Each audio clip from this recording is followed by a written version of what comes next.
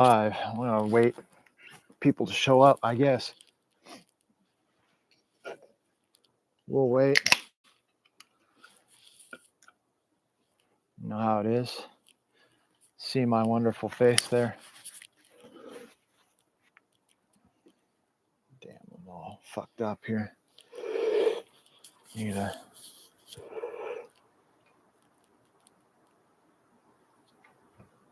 It's odd that my face is so dark. I've got the sun right on me, you know. And I love it. Take a picture. It'll last longer. I'm taking them. Right? We're taking. We'll do you one better. You hear that phrase? Take a picture. It'll last longer. You know. I'm taking video. Not that. Go ahead. Give myself a thumbs up. Oh, I can't. Huh? All right. It's all right.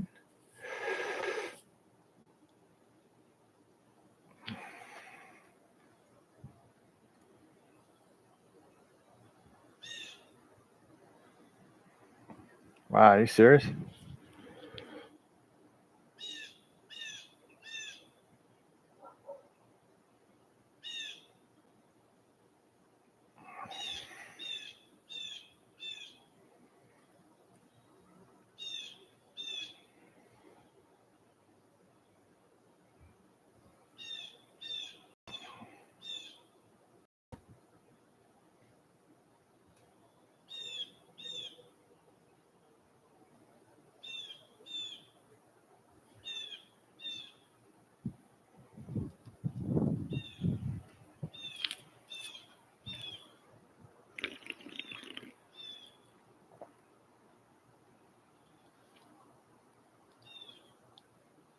Where's Zoom Flicks? Let's get some people on here. See if he's around. What the hell? Come on, Zoom. Look out. Hey, shit.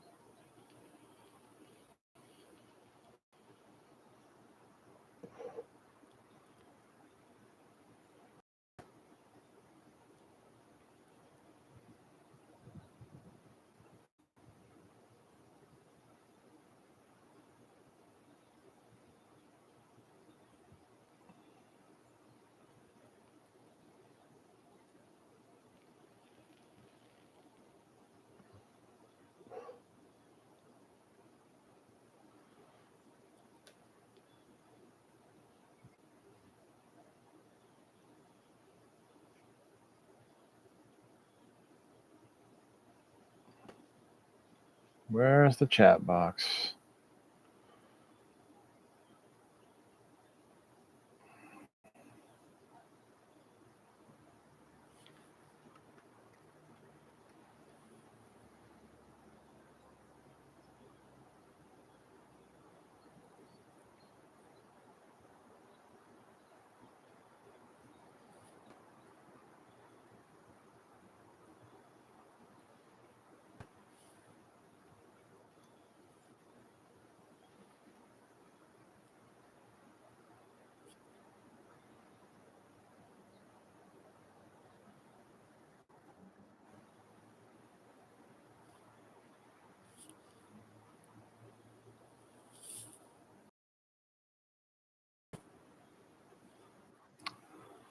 Hey, Sebastian. Welcome to the live stream here.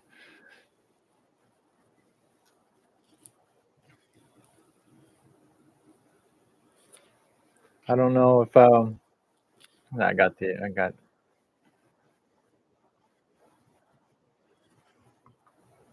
Wow, I won't mute it. Oh, okay. Do that. Yeah, I've got Beans Boys live stream on the background there, seeing who I get to come. Yes, no, subscribe 1K. Yes, subscribe. Let's get it to 1K.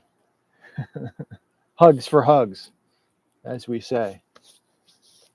Uh, um, I just kind of came out here, back on the patio at the apartment. It's a nice day. It's probably about 60 degrees out. Uh, I don't know what that is in Celsius.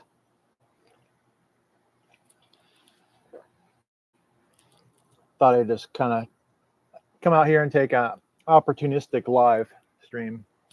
What the hell? If anybody shows up, thank you for coming though. Um, oh, got a banana. I forgot that was in my pocket. So the odd thing is, my face is kind of shadowed. I think I can move into better light, but the sun's going down, and I'm out here in the patio, so I got the Wi-Fi on, and I don't know if I have good enough signal to show my lovely face. There we go.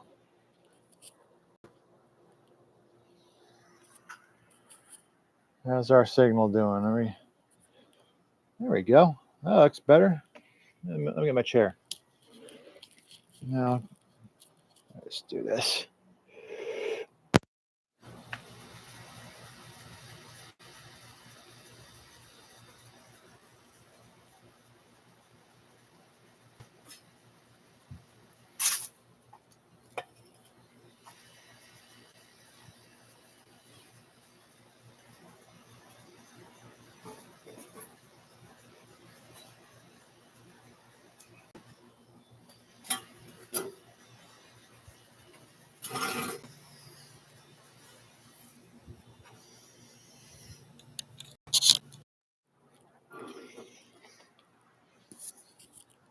There we go.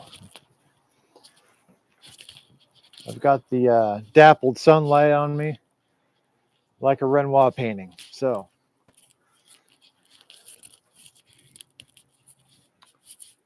let's just button this up here. It's getting cold out.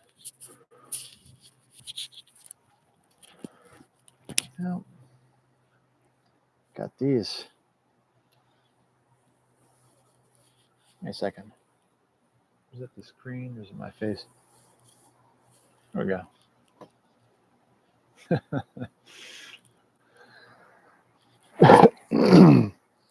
I've got the grill out here. Next time I should probably bring some steaks or something to cook. But let's see here. Get ready. This is kind of an odd time. Let's open that, because we're what? 6 o'clock. People get off work and then they go home and eat. So might not have much people showing up. So Sebastian, where are you located at? Or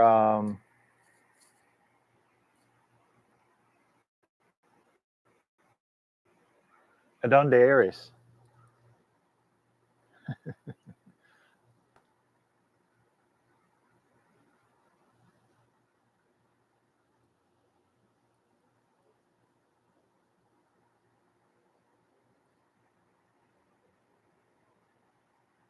Me gusta practicar mi español reposada contigo. Right? Cool.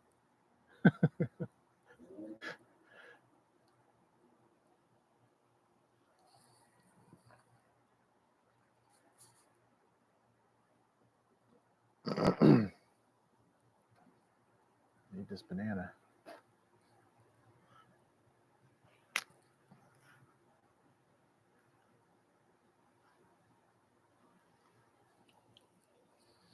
I'll start getting into stories here after I finish this banana. I got a lot of them. I'll never run out.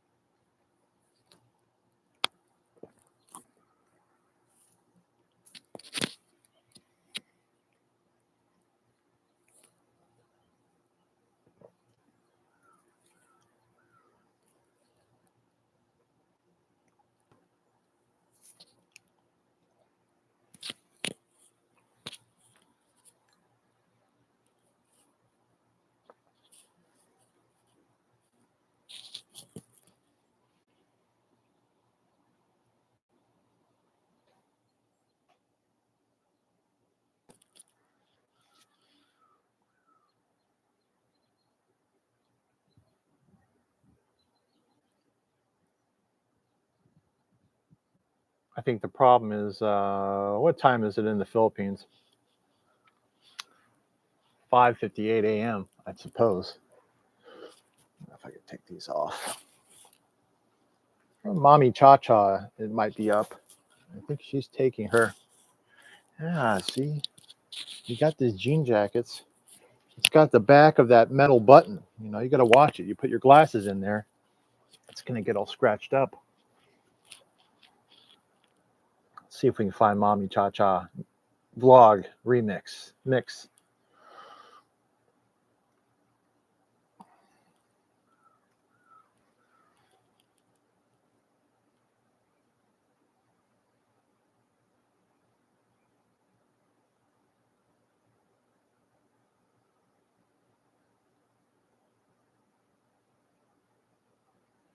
Nope.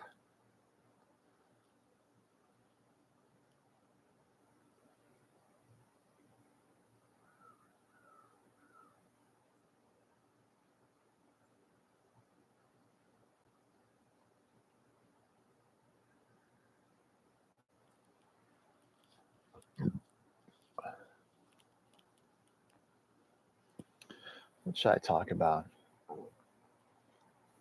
Military stories. Does it get some good ones? Well, they're not that good. Um,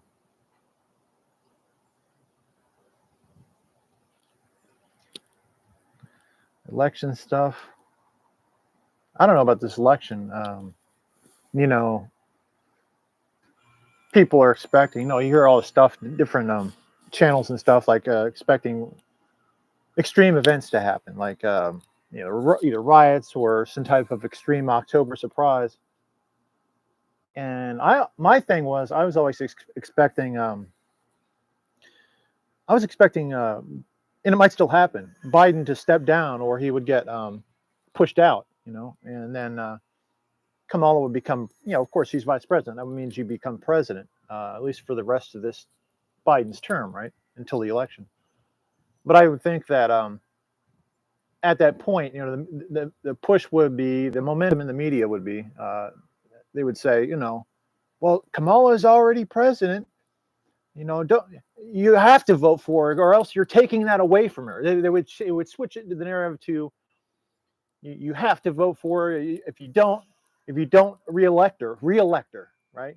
They'll start using that word, even though it's improper. She wasn't, you know, elected president. She just became president. If in this scenario, she would have become president by default, you know, by Biden, by way of Biden stepping down. And in this scenario, but they, nonetheless, the media would say, well, you have to reelect her. If you don't do that, you're taking the presidency away from her, you know. And they would really hype that up. I mean, they would say, "Oh, you're a fascist. You're taking it away, you're ripping the presidency away. She already has it. All she needs is your support. You just need to go out and vote for her."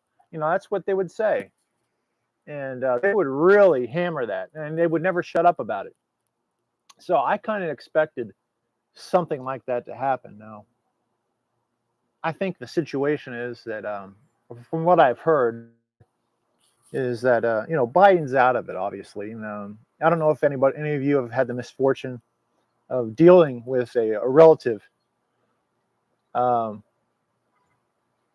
What, Sebastian? Yes, no, subscribe, 1K. You got a question mark. Question mark. ¿Qué es tu pregunta? Or ¿cuál es tu pregunta?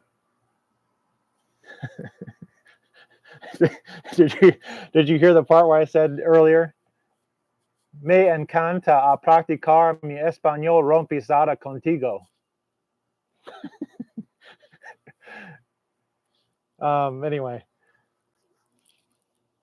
but yeah, that's what I expected the October surprise to be. Would be now Biden stepping down or being pushed out, and I suspect they've tried that. They've pushed for him to step down.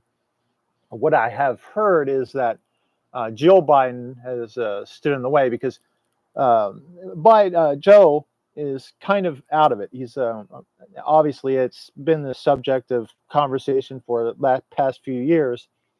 I mean, he's never been. He's always been oafish. Let's say that, and it's been amplified in his old age. Yes, he has apparently has some type of dementia, to put it lightly. And I don't know if anybody has ever had the misfortune of dealing with a relative with that, but you understand just how out of it they are. They're not in any kind of position to be making decisions. So we've heard that Jill Biden is really the one basically handling her husband and making decisions and stuff like that, because she's right there.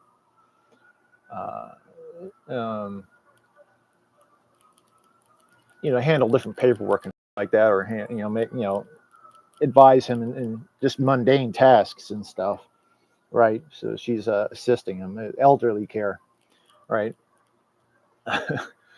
And what I've heard is that she's the one that's been blocking this type of palace coup, right? Where they try to get Biden to step down or resign, and they probably already threatened him with expelling him under mental competency grounds, because I forget which amendment that is. Is it the 24th Amendment? They could technically do that. Now that'd be a process, and it would cost them political capital to do that. That's the thing that a lot of people don't get when they're analyzing political stuff on an amateur level. You try to look, why don't they do this, or why do they do this? Why do certain things happen certain ways? Because you can look at it. It's you get this on. You remember that show Survivor? I guess it's still on.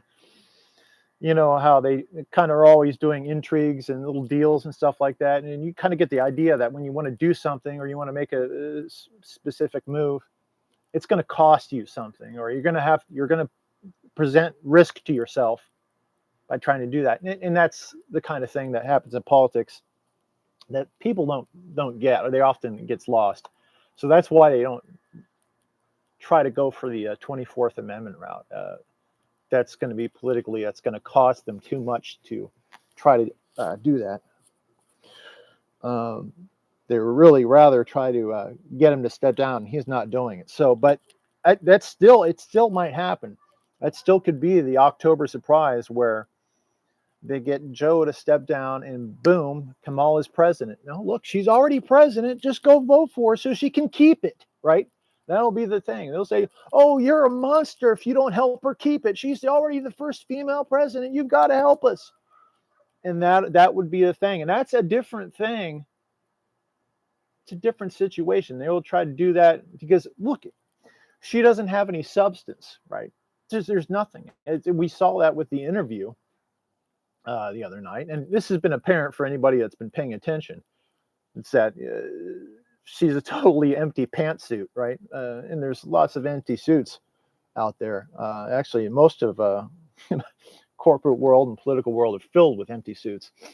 But she's really vapid. I mean, there's nothing between her ears. She got there on totally gaming the system and political favors and trading favors and nepotism and things like that. There's nothing. I mean, she has nothing to offer at all, and that's particularly dangerous. she'll just become a puppet, just like Joe Biden is. I mean, look at Joe. I mean, this is going to be the same thing. People say, well, she's a different person. She'll have different policies. Well, the first of all, she had that gaffe, right, where she said, I'm going to continue. I think Joe's policies that he's had so far are just great. I don't think there's anything there that I would change. It's like, hello. So there you go. She said it herself. Uh, but no, the reason that a Kamala presidency would be nearly identical, or I would say worse, so you have worse consequences. That this stuff will continue to snowball, the bad consequences of these decisions and the path that things are going on now. Right. I mean, you've got the stuff that's going on. Well, we have this new wars and stuff like that brewing. If the economy is getting worse and worse, you're going to have some major issues coming up with China. I could talk about the economy and stuff like that, what it really is, because I like to talk about what the situation really is. I'm not beholden to any interests where, I'm not some talking head or anything like that. And even on YouTube, you get these characters of their little channels. They're not going to touch a lot of stuff. They're just going to play it safe and do goofy stuff. But excuse me, got a bug there. But you can look at American politics and stuff. If you don't understand the Federal Reserve and our banking system, you might as well give up trying to understand the politics or anything about it. I mean, that's the key to understanding anything that goes on in America now. Unfortunately, and the bad thing is, it appears to be that we're in like this end stage or moribund stage of this central banking system. Now, can it transition to something, whatever's next up?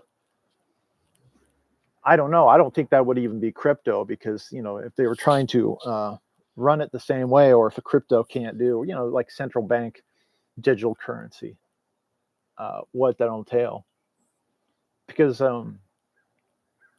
they've already, pretty much mined out and abused the system that they have, the central bank with the Federal Reserve. It's and they're dependent, like the people, the people in power and stuff like that. It's dependent on a continual and escalating abuse or use of that banking system to abuse and seize others' wealth and control it. But there's not much that they can do that hasn't already been done. I mean, they can inflate the currency and keep on doing that. If they do that, then it's just going to make things worse and worse. So you're going to have a catastrophic collapse at some point. We're rapidly approaching that point. But my point was that American politics, and you got right and left. I think that Ron Paul has kind of touched on some of this stuff. But again, he has a shortcoming of trying to. I think it's not just him. They try to over-intellectualize stuff and over-formalize things that could just be put more succinctly. And you've got right and left. The reason why people say they're a uniparty, it's conspiracy theory, or people will say like, oh, they're just part of the same thing. It's just a trick, and that's somewhat true. That's not quite true, but it appears to be that way, right? The core thing, keep in mind, the only difference between the right and the left is some mild disagreements about how to disperse or an ever expanding monetary supply from the Federal Reserve. That's it. You've got the right wing wants to give it to their cronies, and the left wing wants to use it to expand government, give it to their cronies. They have different goals, but they're both rapidly expanding monetary supply, and doing so by not backing it up to economic production or anything of value. Of course, they're doing great economic damage. Just basically inflating the currency until we reach crisis. you know, we're close to that now. But there's another thing. Um, the other big thing is uh, with the economy in the United States is that yeah, it really is an empire, so to speak. I wouldn't call maybe not call it an empire because it's dependent on compliance of these different foreign powers. See, they're still willingly engaging in trade, most of them, or some of them. The major. I'm thinking of China, really. Um,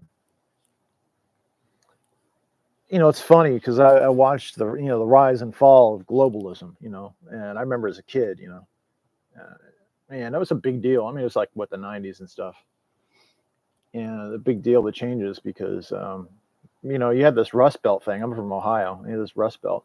Everything was like so. I kind of wanted to be an engineer and stuff, and that became from pretty much one of the highest professions. Like you had like the 1950s, 1960s. Engineer was. People nowadays say doctor or lawyer. Even that's going away to where it's becoming a lowly profession because for various reasons. But back in the 1950s, 1960s, the height, what kids would go for, want to be, what they would aspire to be would be an engineer. That'd be like if you ask a kid what do you want to be, that'd probably be in like the top three. They might still say doctor and lawyer. It'd be like doctor, they'd be like engineer, doctor, and then lawyer maybe. And damn, it's getting chilly out here. I get this pop. But and that's what I wanted to do. And here as a kid, it's kind of hard to focus and do it. So you're kind of when the whole industry is falling apart. You're like, well, is this worthwhile doing? I mean, what am I going to have to look forward to? Almost nothing. So of course. So, but my point was they did that in the '90s, '80s, and '90s, where they just gutted the entire all of American industry. Different things like we just used to manufacture. Manufacturing is pretty interesting. I've been involved in that also as a technician and stuff. I ran QA in one of the largest machine shops in the southeast. It's actually right up in Frankfurt. So I ran partial management. So, one second.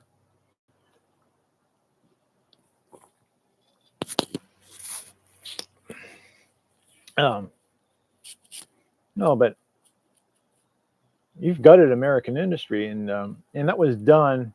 People say, "Oh, that was just a force of nature." They act like it was inevitable, or something. It's just, oh, it's just because these other countries can outcompete you in the labor market. That's not true. That's the narrative that the media puts out there. But the true reason was because of just the legal system in America and the way things are set up to where businesses can be harassed and crushed easily through the tort system or a system of lawsuits where anybody can you don't have a stable business environment where you can't protect your assets and you can't expect to have a return on your investment. Anything you build can be just crushed by some whiner, some conspirator, or some whiny psychopath come along. Oh, you offended me, or you violated this, whatever it is. And there's so much compliance about nonsense stuff that you can't avoid it. You can't avoid being in violation of some of it at any given time. Right? I'll give you an instance of this. There was this guy in New York City, and he would go around and you measure the handicap bathrooms for dimensions. And if it was 1 millimeter off, the toilet was because the toilet had to be so far from the wall or so high, the handicap toilet. If it was 1 millimeter off, then he would draft up a lawsuit, and he have a little form that he do it. He was doing this to hundreds of businesses, and he would send the proprietor of that business. And these are like mom and pop bars and things like that, little shops and bodegas and whatever it was. people that use their savings to to do this, and this is how they made their living. Just run the shop, and that's their dream and stuff like that. And it's not. So anyway, then he would say, "Well, I'm suing you for the American Disabilities Act, blah blah blah." And well, we can settle out of court for, I think it was $6,000 or $12,000, something like that. And most of the businesses would cave because they're getting this threatened with this lawsuit, and they don't have the resources to defend themselves, so they would cave to this guy, his shakedown artist. And he did this. Like I said, he made millions and millions and millions of dollars doing this. And that's one of those things where, well, first of all, penalties and stuff are not commensurate with the offense, and also you're going to have to think that they should have some kind of variance for small businesses, or things that are relevant, or things that really don't affect access. If it's 1 millimeter off, so what? It's not going to stop a handicapped person from using the toilet, right? And most, I got to tell you something. A lot of these guys in wheelchairs anyway, they can't control their bowels and stuff. They wear colostomy bags or diapers or catheters. So it's kind of irrelevant, isn't it? These handicap bathrooms. So the guys is whining about that. Most people in wheelchairs, they can't control their bowels and their bladder and stuff. So I'm serious about this. So it's really a moot point. Now they're going to say, "Oh, I'm a victim." Now, this sort of thing's gone way out of control. In America, it's this whole, it snowballed into an industry of itself. So, and there's no way for you to, it's almost impossible to start a business or do anything like that and protect it from this kind of thing. That's why all the industry and stuff, moved overseas. It wasn't because, the labor costs are so high. Labor is only like 2%, 2 to 5% of the entire cost that goes into production of a good. Go look it up. So it doesn't matter if labor it's even if it's half the price overseas. Then you got to add in transportation costs and all that other stuff and clearing. It doesn't. That's minuscule. It doesn't affect it. What they're really trying to do is get away from these shakedown artists that they'll sue, drop out. Do you think they put up with that kind of crap in Asia? No, they don't. I mean. They don't. In Japan, do they do that? No.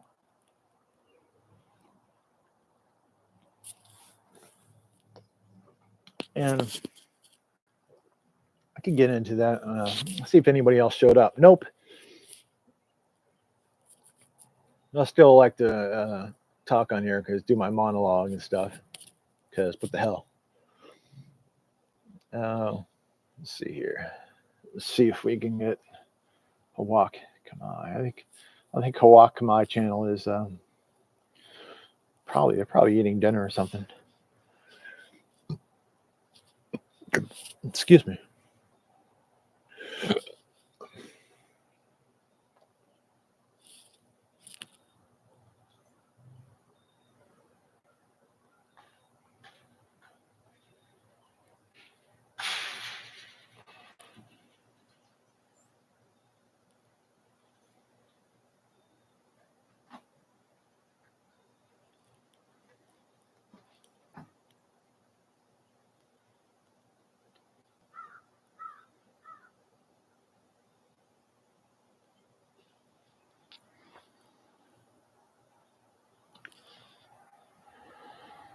Working for the federal government.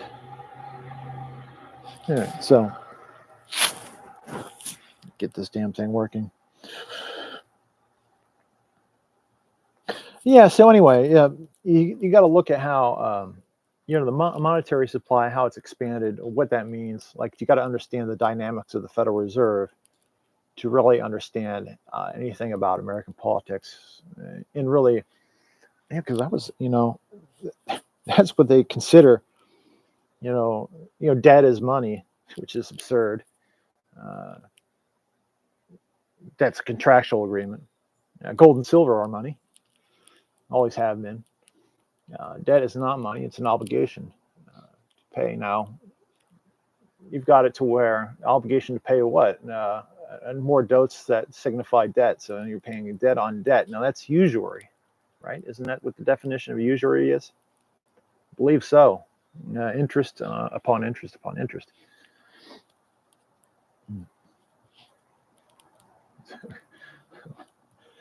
But uh,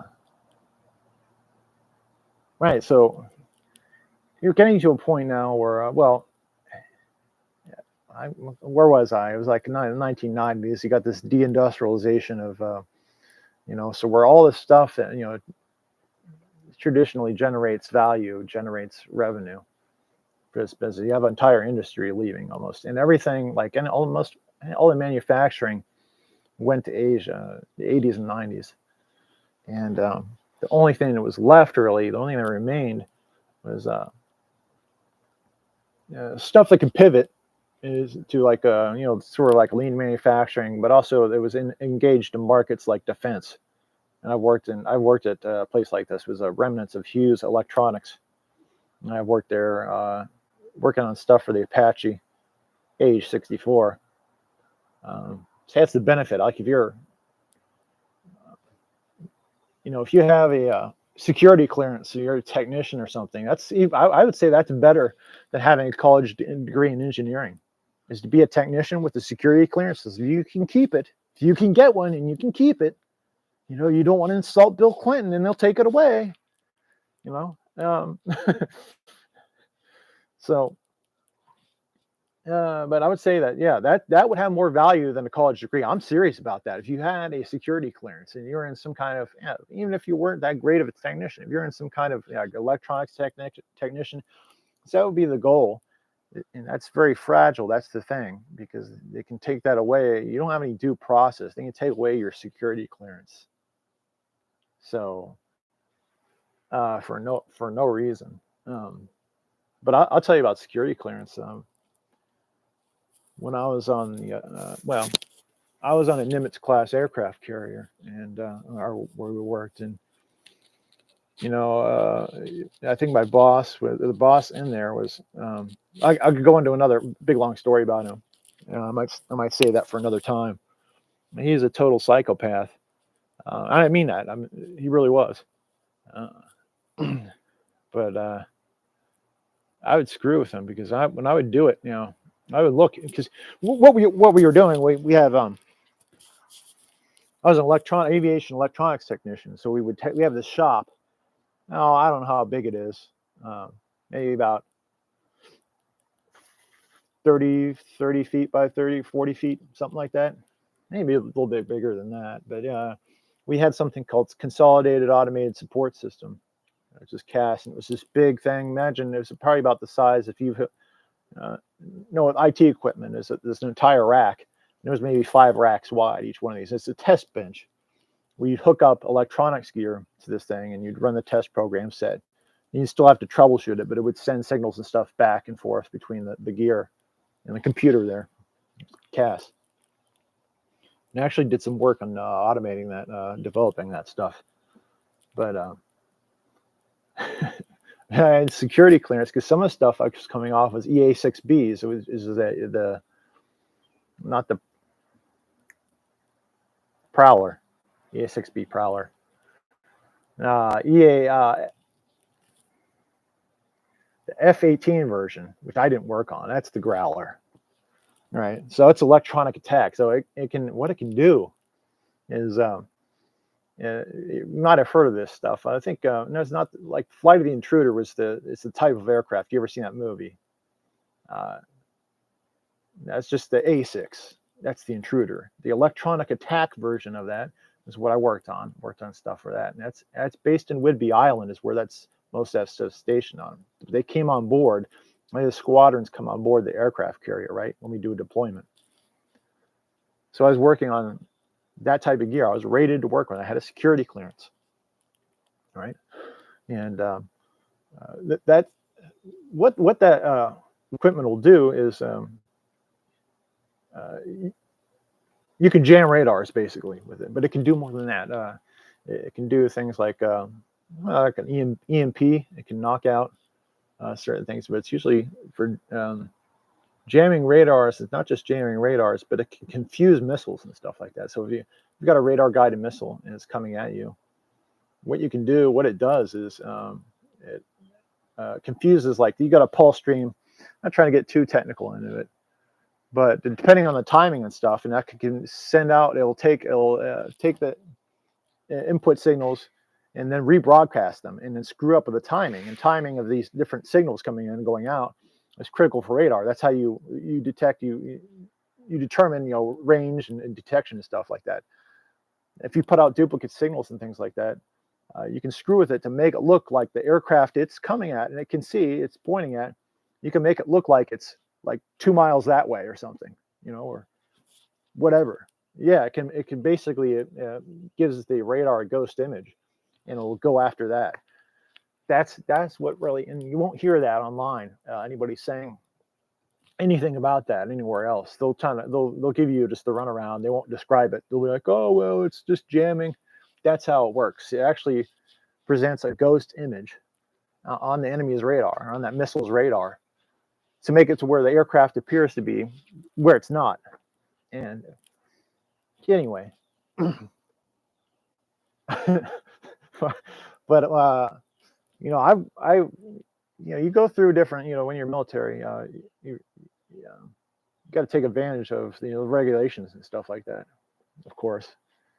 And the regulation is that you're authorized, and they don't do it usually. But when I'm transporting classified materials, and I'm qualified, obviously, on the all the weapons, M14 and Remington 870 shotgun, and M9 Beretta, and 1911 too, if they have one. So I was qualified for all that, so I'm qualified to stand armed watches. Well, if you're transporting classified material, it's got to be under armed escort. You know, if that's going to be the technician that's handling the material, and then that's it. Or you can get you know, you're authorized to pull a watch from Master Arms. They're the ones that will post watches. But I'm qualified, so I would go down. Whenever I had to work on gear for the EA6B Prowler, I would first go down. I would know stuff that's coming into the shop, right? I would go down to the Master Arms shack, which is the armory basically on the ship, and I would check out. I would check out an M9 Beretta, yeah, or sometimes, if I could, Remington 870. I'd check it out, and I'd have the belt on, and I'd be armed and stuff, and I'd go back up to the shop, and you know, I'd screw with my boss. He'd be like, well, "What's that? What the hell? What the hell's the meaning of this?" And I'd quote the regulation for him, like, you know, in case there's any threat to anybody, you know, the transport of classified materials, this is the response to it. And I'm like looking at the M9. You don't have a problem with that, Petty Officer Stumpy? Look at him. You don't have a problem. You know, stuff like that. You know, we could probably get into more Navy stories. I want to have more people here there, though. But anyway, that's the fun stuff. Yeah, it's getting cold out here.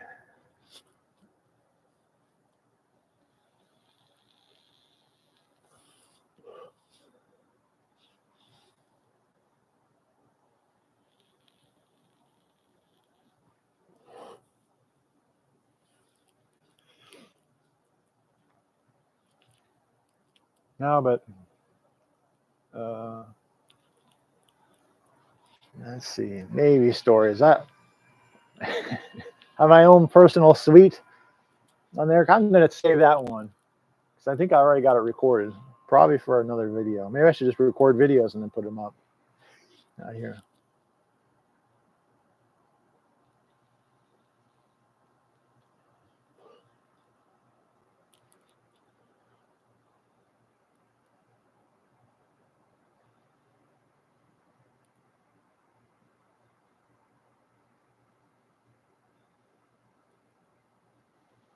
Oh, excuse me.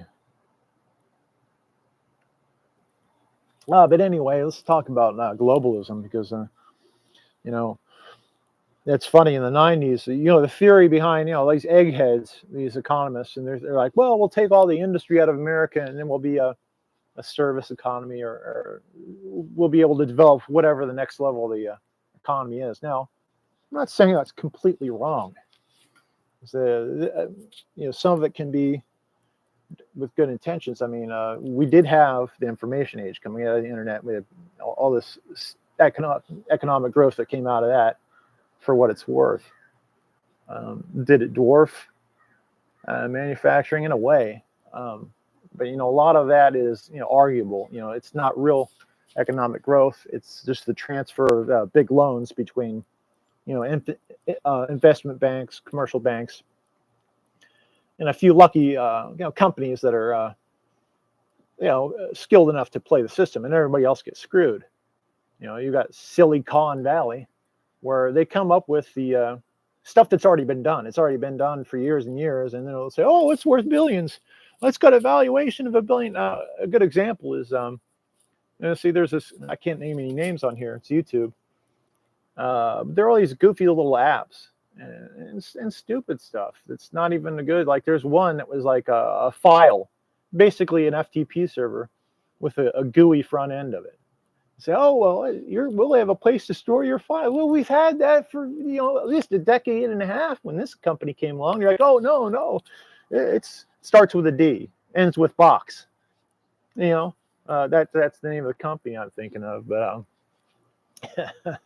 we'll call it, for our purposes here, pickup box. Because what's the opposite of picking something up? Well, pickup box.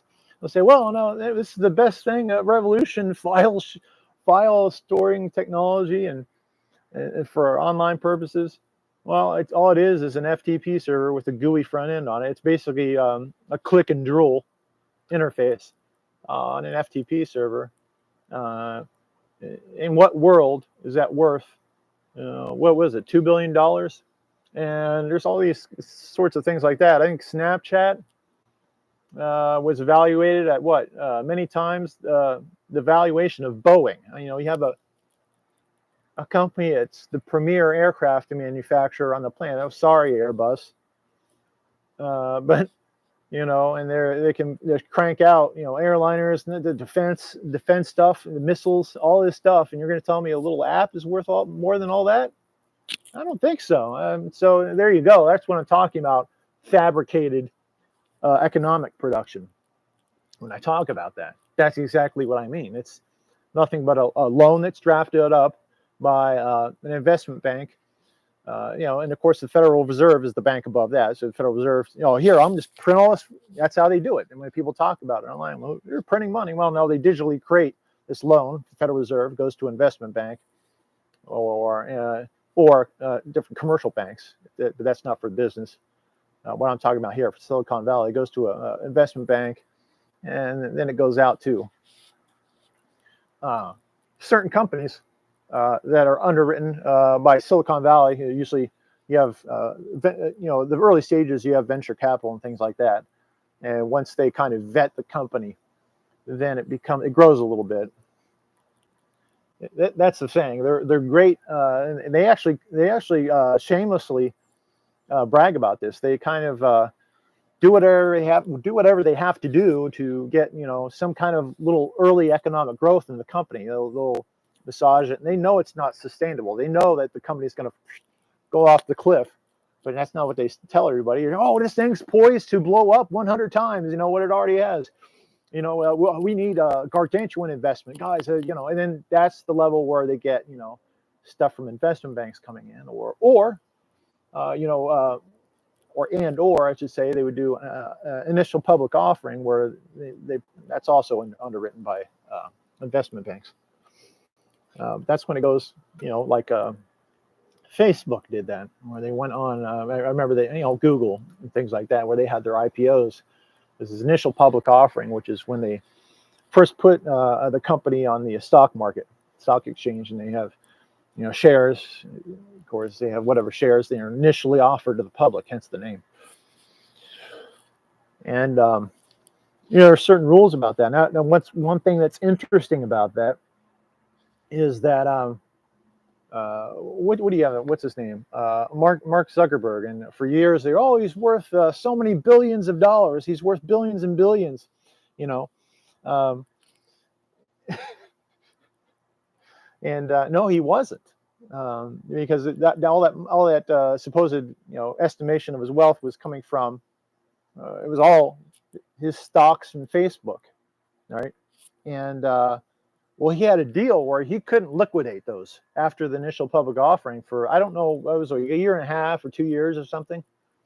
So it's all illiquid, and it's just an estimation of something. So in reality, I think somebody did a LexisNexis search, which is, you can see everybody's assets, what they have. And I think he owned like $2 million in property. I think it was including like his houses. And so he might have had loans on those. So that's probably not cutting out. I don't know if that was his net worth or not. That was just what assets he owned. It was $2 million worth of stuff. And who knows what his debts were. So he might have not even been a millionaire at that point. And everybody's like, oh, he's worth 10 million. He's worth $10 billion. He's worth 10 billion. He might have been in debt. He might have owned nothing, And see, that's the sort of thing where you analyze stuff, a lot of people just mindlessly and senselessly accept and repeat stuff that they hear in the media or even online without really knowing, what's going on. And they never really scratch the surface. Few people will on that, unfortunately. And that's the kind of thing I like to get into here. There's a lot of people did not know that when he was not even after Facebook went public. Zuckerberg was not a billionaire. He was not.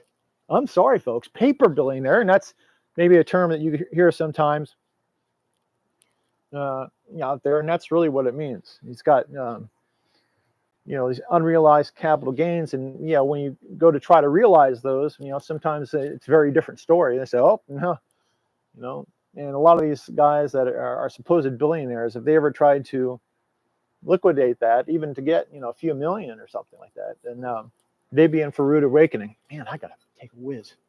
I don't know if it's still open or not. Well, I could stand up. Ooh.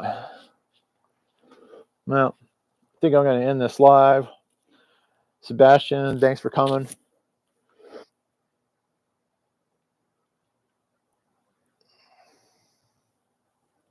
So I got to take a whiz, and I can't get into the clubhouse. I don't have my fob. All right.